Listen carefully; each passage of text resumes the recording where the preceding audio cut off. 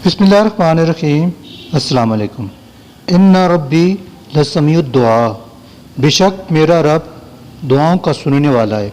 ऐ अल्लाह, हमें सब के साथ हुस्न सलूक और बुलंद अखलाक का मुजाहरा करने की तौफीक अता फरमा। जो शख्स अल्लाह के बंदों के लिए खैर का रास्ता बनाता है, अल्लाह रब्बुल इज़्ज़त उसकी नस्लों में खैर मुंतकिल फरमा देता है। अल्लाह खालिक कायनात समीउ बसीर गफूर और रहीम ज़ात है। वो हमारी हर नेक और मस्बत अमल का सिला हमारी सोच और ख्वाहिश से ज़्यादा अता फरमाता है। ऐ अल्लाह, हमें तौफीक अता फरमा कि तेरे बंदों के लिए हमारे लफ्ज़ों में दुआ, आँखों में हमदर्दी, दिलों में मोहब्बत, हाथों में खिदमत और फितरत में आजिज़ी हो। हमें अखुव्वत और हुस्न सलूक से रहने की तौफीक अता फरमा और हर वो अमल जो तेरी रज़ा और खुशनुदी वाला हो, उसका सिला हमारी नस्लों तक पहुँचा दे। आमीन या रब्बुल आलमीन। उनके दिलों पर क्या बीत रही होती है जिनके अजीज़ घर से गायब हो जाएं। घरों की रौनक मकीनों से होती है।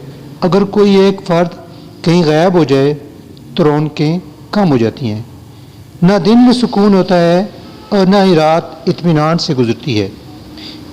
हर वक्त निगाहें दरवाजे पर लगी रहती हैं कि गुमशुदा अफराद अचानक कहीं से आ जाएंगे। ऐसे अफराद जिनके अजीज़ अगवा कर लिए गए हों या वो कहीं गुम हो गए हों, उनके लिए खूबसूरत दुआ पेश खिदमत है। 30वें पारे में सूरह तारक की आयत इन्नहु अला रजइही लक़ादिरुन को इशा की नमाज के बाद 102 बार इस तरह पढ़ें कि पहले सूरह तारक शुरू करें और फिर इस आयत को इन्नहु अला रजई लक़ादिरुन को 102 बार पढ़ें और फिर सूरह की तिलावत मुकम्मल करें।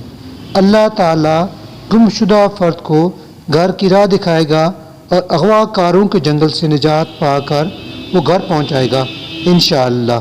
खुदावंद ताला हम मुझ समेत आप सब की तमाम मुश्किलात दूर फरमाए और सिर्फ़ अपनी ज़ात का मोहताज बनाए। मोहताजों की मोहताजी से हम सब को महफूज रखे। आमीन या रब्बुल आलमीन।